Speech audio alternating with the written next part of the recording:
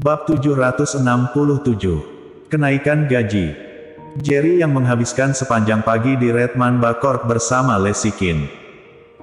Bagaimanapun, ini adalah hari pertamanya di Red Mamba sebagai penjabat GM dan ada banyak yang harus dipelajarinya.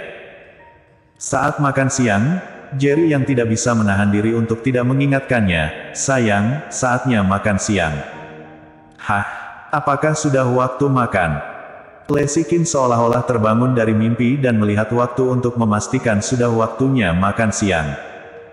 "Waktu berlalu begitu cepat, aku merasa belum belajar banyak tentang Red Mamba, dan pagi telah lewat." Lesikin memiliki raut wajah yang pahit. Jerry yang menuangkan secangkir air panas, menyerahkannya kepada Lesikin dan berkata sambil tersenyum, "Tepatnya, seharusnya hanya 1,5 jam, sisa waktunya dihabiskan karena rapat. Jika Jackson Ye tidak membuat masalah, itu tidak akan membuang banyak waktu." "Jerry Yang, setelah makan siang, kamu pergi dan lakukan pekerjaanmu. Jika kamu bersamaku, tidak ada kerjaan dan hanya akan menghabiskan waktumu." Lesikin membersihkan mejanya dan berjalan menuju Jerry Yang. Di pagi hari, Jerry Yang juga datang membantu tepat waktu karena masalah Red Mamba, yang tidak bisa ditangani Lesikin.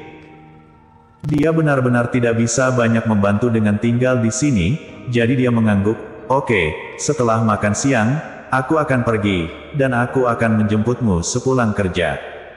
"Baiklah." Lesikin memiliki senyum bahagia di wajahnya. Karena Lesikin sedang terburu-buru untuk pergi ke kantor, dia makan siang dengan Jerry yang di sebuah restoran kecil di dekat Red Mamba Corp dan akan pergi. Melihat Lesikin hendak pergi, Jerry yang tiba-tiba berkata, "Di sore hari, aku akan menjemput Happy dan kemudian kembali untuk menjemputmu. Ayo pergi dan temui kepala keluarga Ye." Langkah Lesikin tersendat, dan setelah melihat Jerry yang selama beberapa detik, dia mengangguk dan berkata, "Oke, aku akan menunggumu di Red Mamba." Setelah mengatakan itu, Lesikin berbalik dan pergi. Setelah melihat Lesikin memasuki Red Mamba, Jerry yang pergi. Tidak peduli apapun, Kalista Ye adalah ibu kandung Lesikin. Kali ini, Kalista Ye diserang dan hampir gagal diselamatkan, Lesikin hampir menjadi gila. Baru saja, Kalista Ye mengirim pesan teks kepada dirinya, seolah-olah dia meninggalkan wasiat, yang membuat Jerry yang merasa tidak nyaman. Itu sebabnya dia memikirkan ide untuk membawa Happy menemui Kalista Ye. Jerry yang baru saja mengambil beberapa langkah ketika sebuah suara penuh kemarahan tiba-tiba terdengar. Dia berbalik dan melihat seorang pria muda dengan masker hitam dan topi lidah bebek, matanya yang merah menatapnya. Dari suaranya, Jerry yang sudah mengenalinya, yang tidak lain adalah Walter Wu dari kru Sulisia. Namun, Walter Wu saat ini telah diblokir dari seluruh jaringan, dan dikhawatirkan dia tidak akan pernah menjadi bintang lagi dalam hidupnya. "Ada masalah?" Jerry yang bertanya dengan acuh tak acuh. Walter Wu mengertakkan gigi dan berkata, "Benar-benar tidak bisa menghindari musuh, aku tidak menyangka akan bertemu denganmu di sini. Kamu menghancurkan karir bintangku, apakah kamu tidak akan memberiku penjelasan? Kamu yang menuai apa yang kamu tanam? Bisa dikatakan bahwa kejahatan dibalas dengan kejahatan, apa hubungannya denganku?" Jerry yang berkata sambil tersenyum, "Kamu tidak berpikir bahwa aku adalah alasan mengapa kamu berada di posisi ini sekarang, bukan? Bukankah begitu?" Walter Wu berkata dengan marah, "Jerry Yang, jangan berpura-pura. Kamulah yang menghancurkanku dengan mengekspos video dan rekamanku di internet." Jerry yang bisa merasakan betapa marahnya Walter Wu saat ini. Memang benar bahwa Walter Wu yang bersalah tetapi dia tidak memiliki beban psikologis. Sampah semacam ini, belum lagi menghancurkan karir bintangnya, bahkan membunuhnya tidak terlalu berlebihan. Jerry yang tersenyum sinis, "Itu benar, video dan rekaman itu diekspos olehku. Aku juga dapat memberitahumu bahwa aku juga mengatur para selebriti yang bergabung dengan kru. Tidak hanya itu, bahkan Star Entertainment adalah milikku. Termasuk pembentukan opini publik di internet, itu juga diarahkan olehku. Apakah kamu layak untuk bertarung denganku?" Mendengar apa yang dikatakan Jerry Yang, Walter Wu terdiam sejenak. Setelah beberapa saat, Walter Wu tiba-tiba tertawa terbahak-bahak. Jerry Yang, bukankah kamu terlalu buruk dalam membual? Walter Wu tertawa terbahak-bahak dan berkata, aku tahu bahwa pengungkapan video dan rekaman itu dilakukan olehmu, serta pembuatan opini publik online. Kamu adalah orang yang mengacaukanku di belakangku, aku percaya semuanya. Tapi kamu tidak boleh menganggapku bodoh, orang macam apa kamu? Siapa kamu sampai bisa memanggil semua petinggi selebriti seperti Yasmin Yuan dan Harvey? Dan kamu membual padaku bahwa Star Entertainment adalah milikmu. Mengapa kamu tidak mengatakan bahwa grup Yanchen, yang baru membeli Star Entertainment, juga milikmu? Jerry yang tersenyum tak berdaya, kamu benar, aku memang komisaris grup Yanchen. Bual, terus membual. Walter Wu sama sekali tidak mempercayainya, mengapa kamu tidak mengatakan bahwa bahkan keluarga Sun tidak dapat melakukan apapun kepadamu? Jerry yang mengangguk, keluarga Sun memang tidak dapat melakukan apapun kepadaku, dan bahkan kepala keluarga Sun, Yoru Sun, harus berlutut dan memohon belas kasihan ketika dia melihatku. Jerry Yang, diamlah. Walter Wu tidak bisa mendengarkan lagi dan meraung, aku tahu kamu hanyalah pecundang yang malang, bahkan jika aku memaksamu, kamu tidak bisa membayar banyak uang. Tapi tidak masalah, wanitamu Sulisia akan menjadi bintang, setelah film ini selesai, dia seharusnya menjadi salah satu bintang top, berpenghasilan ratusan juta setahun, seperti permainan. Kamu tidak punya uang, kamu bisa meminta Sulisia untuk memberikannya padamu, tapi hari ini kamu harus memberiku 50 juta sebagai kompensasi, atau aku akan membunuhmu. Awalnya, Jerry yang masih memiliki niat untuk bermain-main dengan Walter Wu, tetapi ketika dia mendengar ancaman dari Walter Wu ini, wajahnya tenggelam. Kamu mengancamku. Jerry yang menyipitkan matanya dan bertanya. Walter Wu mendengus dingin, apa yang salah dengan mengancammu? Kamu telah menghancurkan segalanya yang aku punya, bukankah tidak apa-apa untuk meminta kompensasi 50 juta kepadamu? Jerry yang menggelengkan kepalanya, tidak apa-apa bagimu untuk meminta kompensasi, tetapi tidak mengancam.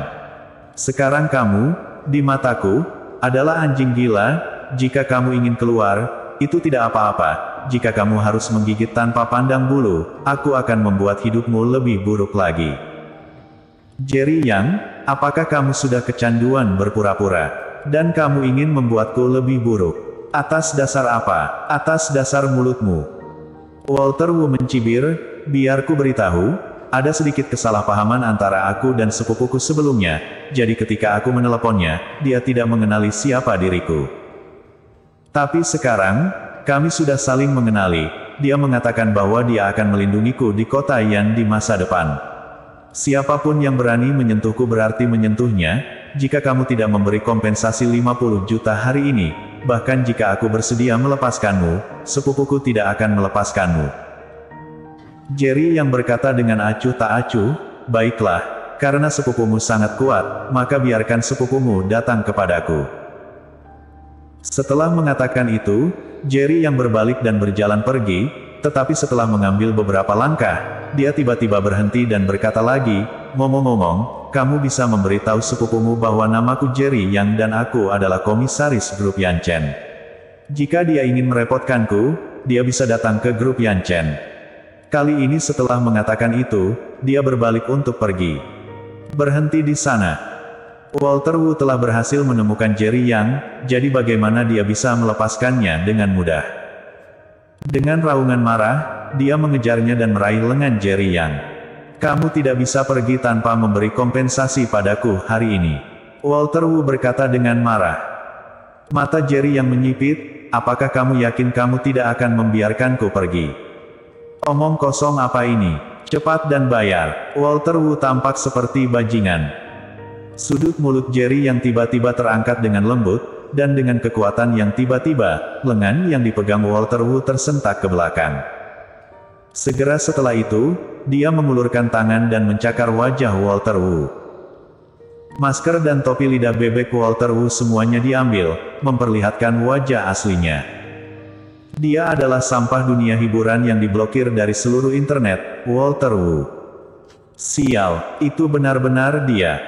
Binatang buas berwajah manusia ini, yang sangat jelek, ingin memanfaatkan Sulisia yang cantik. Walter Wu, beraninya kamu mencoba menajiskan dewiku, aku akan membunuhmu. Sebelum Walter Wu bisa bereaksi, dia dikelilingi oleh beberapa pemuda yang lewat, meninju dan menendangnya. Melihat Walter Wu, yang berada di tanah dan memohon, Jerry yang tertegun, apakah semua penggemar Sulisia segila ini? Jerry yang tidak berniat menonton acara tersebut dan dengan cepat meninggalkan tempat kejadian. Setengah jam kemudian, Walter Wu dibawa pergi dengan ambulans. Jika seseorang tidak menelepon polisi, Walter Wu mungkin akan benar-benar lumpuh. Di dalam rumah sakit, Walter Wu, dengan hidung memar dan wajah bengkak, sedang dirawat dua perawat. Sakit, yang lembut. Ah, sakit. Apakah kalian tahu cara menangani luka? Tidak bisakah kalian lebih lembut? Ah, sakit sekali. Bajingan, lebih lembut. Di dalam ruang perawatan rumah sakit, Walter Wu terus meratap. Tidak tahu berapa lama waktu yang dibutuhkan untuk mengobatinya sebelum akhirnya berakhir. Walter Wu awalnya memar dan bengkak, dan sekarang wajahnya sedikit lebih pucat. Dia sudah lama lelah berteriak dan terbaring di ranjang rumah sakit, merasa lemah di seluruh tubuhnya. Saat itu, dua perawat yang baru saja mengobatinya, berbisik dan bergumam, aku tidak menyangka bahwa kami akan diizinkan untuk mengobati sampah ini, tetapi kami masih menyerangnya dengan ringan tadi. Itu memang ringan. Mengapa kita tidak mengobati lukanya lagi? Itu ide yang bagus. Walter Wu, yang sedang memejamkan mata, mendengar percakapan ini dan wajahnya berubah. Dia tiba-tiba meraung, Jerry Yang, aku tidak akan melepaskanmu. Sekarang dia menyalahkan segalanya kepada Jerry Yang.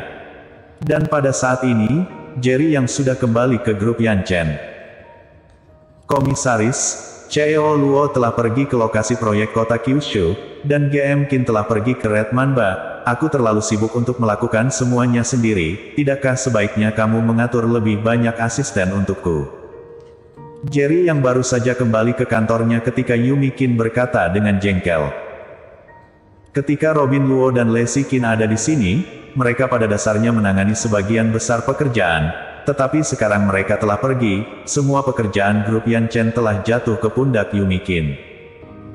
Melihat ekspresi jengkel Yumi Qin, Jerry yang berkata tanpa daya, bukankah ini waktu yang istimewa? Anggap saja ini sebagai pelatihan untukmu. Yumi Qin menggelengkan kepalanya, tidak, aku tidak bisa. Dulu, ketika Cheo Luo dan GM Qin ada di sini, tugasku masih ringan, tetapi sekarang mereka telah pergi, semua pekerjaan mereka ada di kepalaku dan aku tidak bisa mengatasinya. Jerry yang tampak tidak berdaya, baiklah, karena kamu melakukan pekerjaan 3 orang sendirian, aku akan menggandakan gajimu dan memberimu beberapa asisten lagi, bagaimana menurutmu? Baiklah. Begitu kata-kata Jerry yang keluar dari mulutnya, Yumi Qin setuju dengan wajah bahagia. Pada saat itulah Jerry yang menyadari bahwa wanita ini tidak datang untuk mengeluh, tetapi untuk meminta kenaikan gaji. Meskipun Robin Luo pergi ke lokasi proyek kota Kyushu, dia tidak meninggalkan pekerjaannya, tetapi membawanya ke kota Kyushu. Lacey Qin juga membawa beberapa pekerjaannya saat pergi ke Red Mamba. Jadi, Yumi Qin tidak memiliki banyak pekerjaan sekarang. Hanya saja, pada saat Jerry yang bereaksi, Yumi Qin sudah pergi dengan tergesa-gesa. Gadis ini, Jerry yang menggelengkan kepalanya sambil tersenyum pahit. Dia selalu memperlakukan Yumi Qin sebagai adik perempuannya, dan dia tidak kekurangan uang, jadi memberi Yumi Qin 2 kali gajinya hanyalah setetes air dalam ember. Pada saat ini, ponsel Jerry yang tiba-tiba berdering, kakak Jerry, Kalista Ye telah diserang. Bersambung.